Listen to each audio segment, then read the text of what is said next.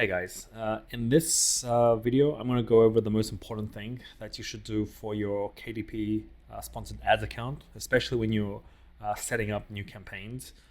The mistake that I see a lot of people make is they'll have one campaign and then beneath it they'll have a ton of different ad groups. And let's say there's ad group 1, ad group 2, ad group 3, where actually the better way to do it is to have one campaign and one ad group. And the reason for this is that, so if we have 3 like this, then we'll have 3 campaigns and its appropriate ad group in each one.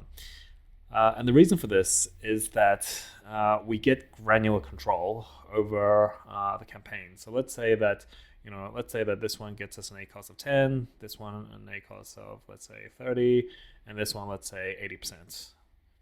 So what we want to do is we want to scale this one as much as possible. We want to scale this one a little bit, and we probably want to adjust the bids on this one.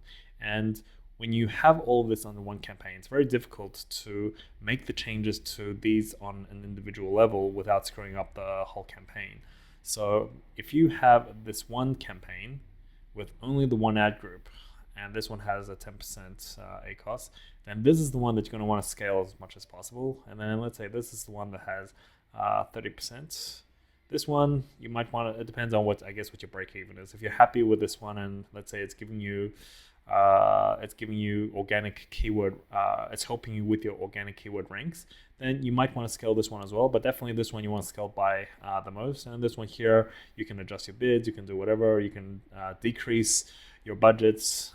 You can decrease this one by, let's say, 50%, increase this one by 100%, and see how the campaign reacts. So this gives you complete and full control over each of it. Now, I know it's more of a hassle to set this sort of campaign up.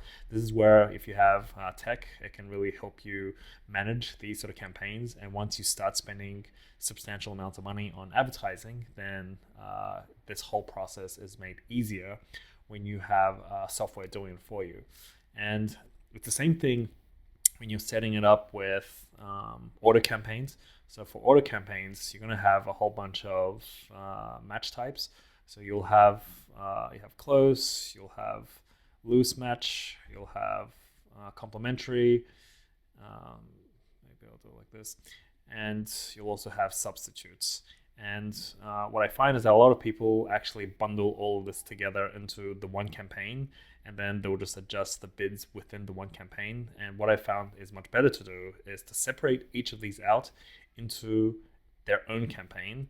And then this gives you the control that I was telling you about before, so that you'll essentially have 4 different campaigns and each of them for the different match types. So I hope this video is useful, and I'll see you on the next one.